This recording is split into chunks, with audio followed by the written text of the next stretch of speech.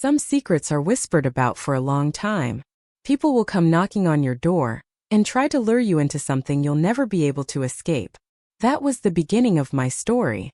Hello, my name is Bethany, 45 years of age. The world seemed to be a great place for me.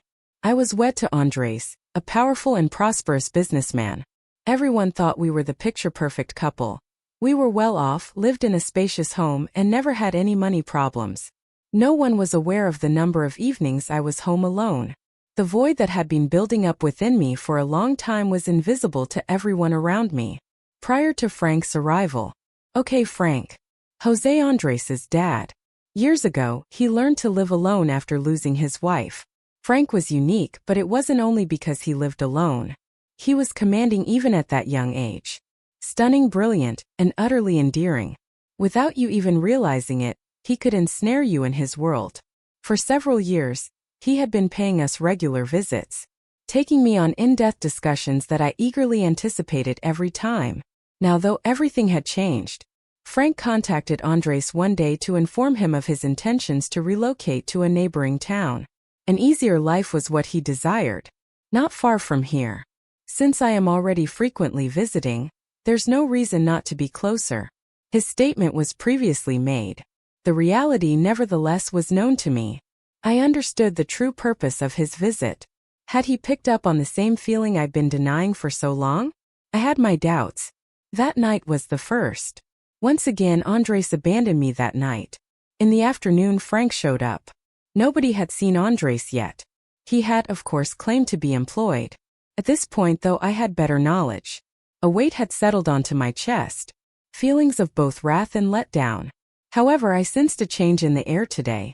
Instead of calling Andres and demanding answers, I decided to wait. Quietly, I avoided confronting him, since I had already decided to give up in my heart. For the simple reason that some doors once opened never close. To top it all off, I was standing at the entrance. Frank smiled at me warmly as I opened the door. He was holding a little bag.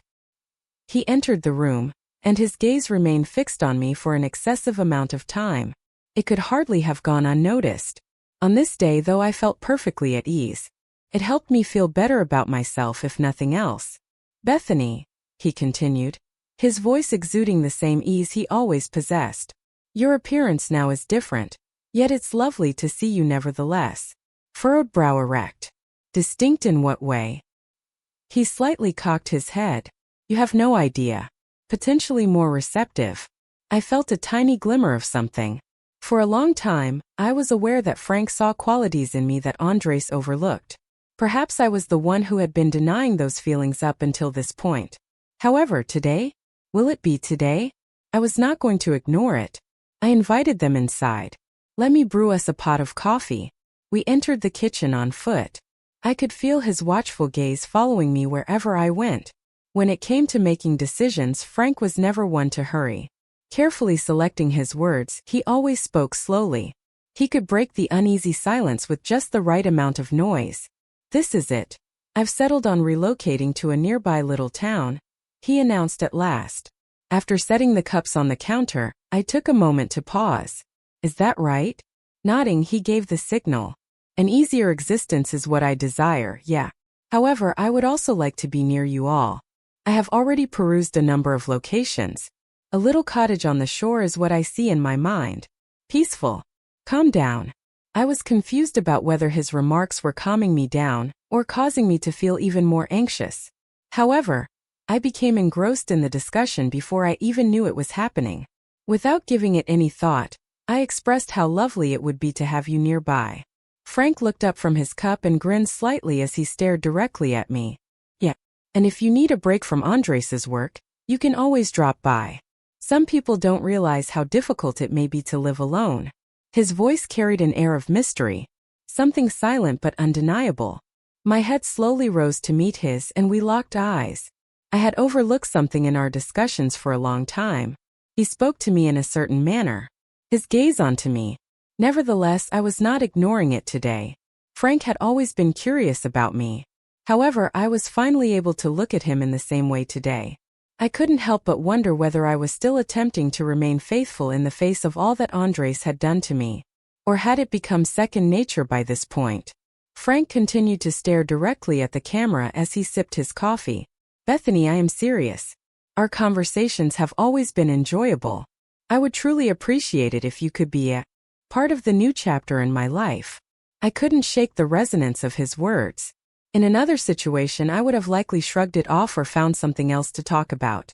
The present, though, is an exception. I also participated in the game today. Make sure you subscribe to my channel and enable notifications to stay informed before the tale becomes any more heated. Your support in the form of a comment or super like would mean the world to me. I was somewhat aback by Frank's enthusiasm for his new life. On the other hand, I found it fascinating. Something I hadn't felt in a while washed over me as he detailed his ideas. A genuine discussion. A genuine bond. When are you planning to move? I inquired out of genuine curiosity. With a small grin, Frank refilled his coffee cup and then shifted his attention to me. He looked directly at me and said, Actually, I already bought the house. I have not yet informed Andres. He would likely inquire, Why didn't you consult me beforehand? I was actually taken aback, so I arched an eyebrow. Oh my God. You totally left that out of his conversation? Frank withdrew his phone from his pocket and unlocked its screen, shaking his head in disapproval. Not at all. Not that I felt compelled to. It is my choice. I was just here to complete the paperwork and take one more look at the property. You can get there in less half an hour by automobile. I leant in to take a look as soon as he handed out the phone to me. An odd sensation began to build in my chest as I slid through the photos. A large veranda. Expansive glass. Ideally, it would be a home where the seaside wind could be felt from any room. It was breathtaking. I said under my breath as I stared at the television, trying to soak in every detail. When Frank moved in closer, our shoulders touched. I froze, my fingers glued to his phone while I hesitated. That tenderness in our touch seemed like an eternity. Speaking in a calm, steady voice, he expressed his gratitude that you shared this opinion. I glanced up at him with a little tilt of my head. His eyes radiated a distinct type of warmth. I hadn't experienced that in a long time. Similar to the chill that travels down your spine whenever a warm palm touches your flesh. I kept going even though my heart was racing. Time slipped away. Laughter, stories, and reminiscences. Our attraction went beyond mere verbal communication. Neither of us was surprised. I went back to my room as the night wore on. Not even Andre had returned home yet. I chose not to look at my phone. His whereabouts were too terrifying for me to contemplate. I paused to inhale deeply as I sat on the bedside table. I felt strangely at ease despite the unrest I felt inside. A gentle tap on the door interrupted my plans to lie down. I went completely still. The time had slipped away. I don't want someone pounding on my door at this strange hour. I had a feeling, though, that I knew exactly who it was. Okay, Frank. Perched on the bed's edge, I fixated on the entrance. A hint of uncertainty grew. My delicate satin nightgown hugged my curves and barely concealed anything. Like this, I slept all the time. I used to enjoy being at ease, but now it feels different. Do you think I shouldn't let them in? Frank would have a hard time ignoring me if I looked like this. But as soon as Andres crossed my mind, regarding his treachery, I changed my mind because of the rage I felt inside. Where was I to have some peace and quiet in my own bed, while he was in another woman's? Count and Frank. It was no accident that he had arrived here. For quite some time I sensed his fascination with me. Today, though, was unique. Andres had done so much that I would not allow myself to remain in bed alone for another night. I silently gathered my belongings, combed my fingers through my hair, loosened the clasp on my nightgown, and made my way to the entrance. After a brief pause, my palm lingered over the handle. I sensed in my heart that I was about to step over a boundary. Yet that was the crux of it. Forget lines, they no longer interest me. The door was flung open. In an instant, Frank's gaze fixed on me. Plus, there was some peculiar gratification in his gaze that I couldn't help but feel. Looking down at my low-cut neckline, curved waist, and the way the satin barely covered my thighs, his eyes dipped from my face to other parts of my body. It seemed like he lost track of time for a split second. However, Frank was a man who knew how to control himself. I widened the door a crack and let you inside. I was surprised by how low I lowered my voice. Just a little minute passed before he stepped inside. I retreated to the bed, gently lowered myself onto the mattress, and shut the door behind him. Finally, I mustered up the courage to address the question that had been nagging at me. "I don't see Andres." Frank, taken aback, blinked. "Is he still not here?" Even now he was staring at me. It was clear to me that he was making an effort to pay attention in class. "No," I replied, cocking my head ever so slightly. "It's nothing new to me. He often does this. I am left alone by him." Wanting to hold them there, I allowed my eyes to meet his. "Frank," I waited for a moment to allow him to process the gravity of what was about to happen before speaking. "In your opinion, am I the type of woman that needs space?"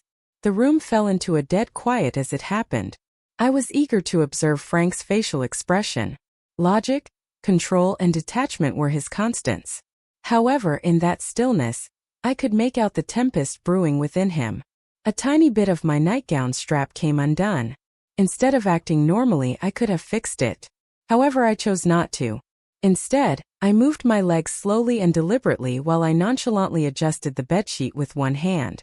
The motion was smooth and unforced. However, the impact was obvious. He swallowed hard. Frank. He clearly was at a loss for words, as I could tell. However, everything was conveyed through his eyes. For an instant, he did nothing but gaze, trapped between astonishment and another emotion he was ardently attempting to bury. "Okay, Bethany. Impressive, my dear. Seriously, you're stunning."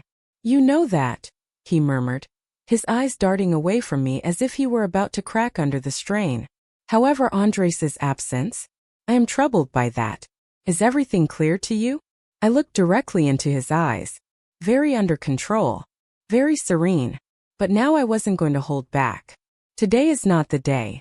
I inhaled deeply and let the words to flow out in a torrent. "Frank, I think he's cheating on me. For quite some time I've known." The words exploded in our shared space. For a few while, Frank did nothing except gaze, his pupils dilate, and hold his breath. "Hello, Bethany." Exactly how did he manage to pull that off?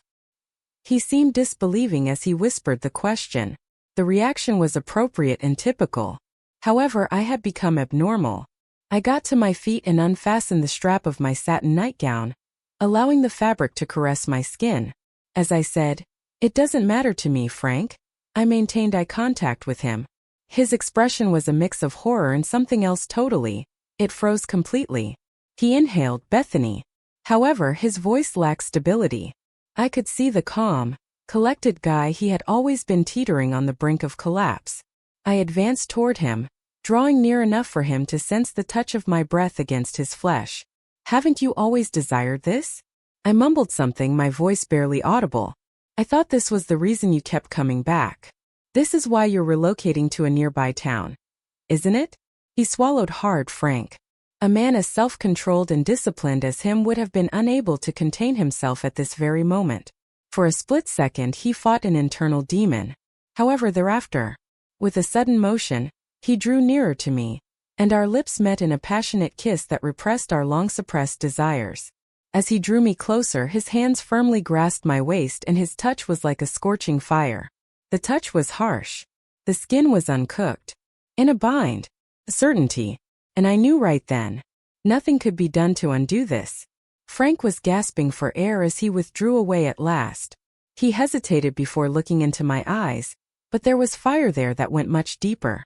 We had already passed that barrier, but he was attempting to remind himself.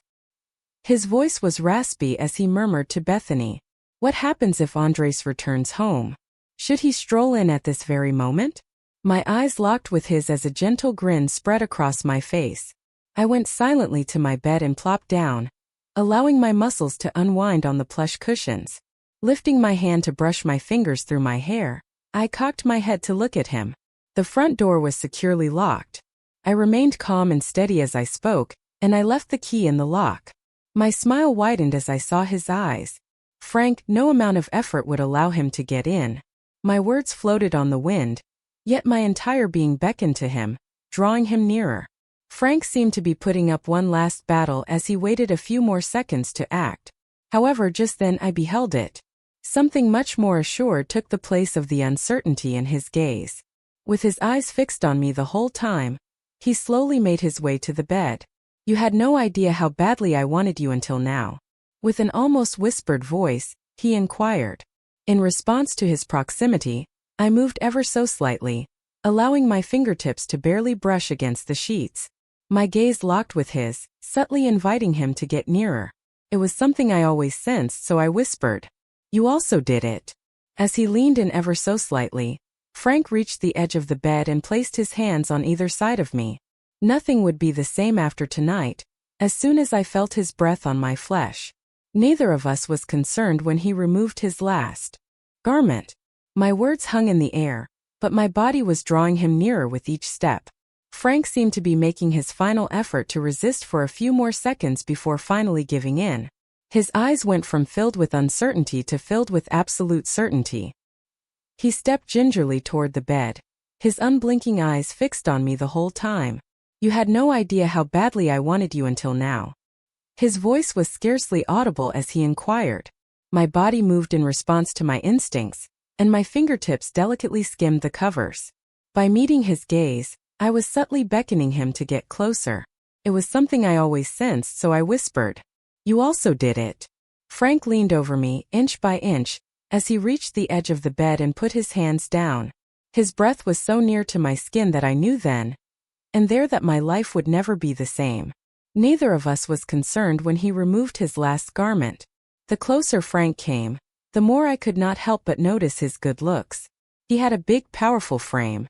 This had an impact on me, and I couldn't help but marvel how someone his age managed to appear so youthful.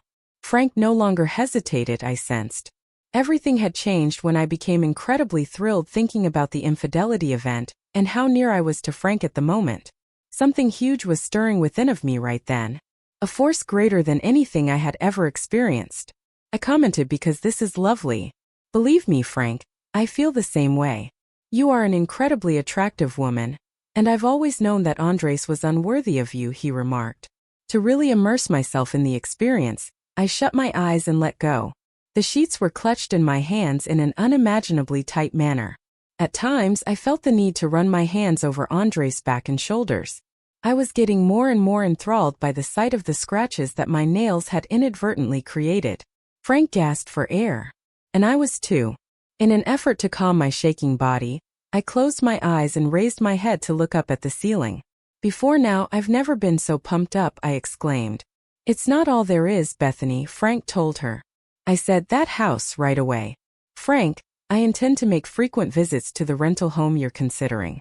"Calm down," I reassured. Frank gave me an admiring glance and appeared to like that. I swiveled around to look at ourselves in the large mirror atop the armoire. Frank let himself go entirely at that instant. Andres never returned home after that night. Where do I stand? Feeling an intensity one hadn't anticipated, I found myself embraced by Frank. Once again, I knew deep down that I should have felt guilty. However, the reality of each touch was all that I could truly perceive. That I would hold these memories in my heart forever is also important. Upon waking up in the morning, I noticed that Frank was absent. In an unexpected manner, the stillness struck me like a pain. Marching to the kitchen, I rolled out of bed. I noticed it at that moment. On the counter, there is a sheet of paper. Aside from the address, it was blank. A feeling arose within me. I felt helpless as my heart began to race. Frank remained silent. He was about to depart. Though I was aware there was more to come, this was the first step. Somehow I sensed it. Andres returned home at lunchtime. He inquired, "Where's Frank?" while casually scanning his surroundings. While maintaining a calm and collected tone, I met his gaze. Upon your absence, he departed. His expressionless face held my attention.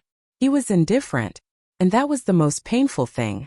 When I initially understood this a few years ago, it was as if a part of me had snapped. But at this very moment, this point, it was irrelevant. I wasted no time on the first day that Andres was absent once more.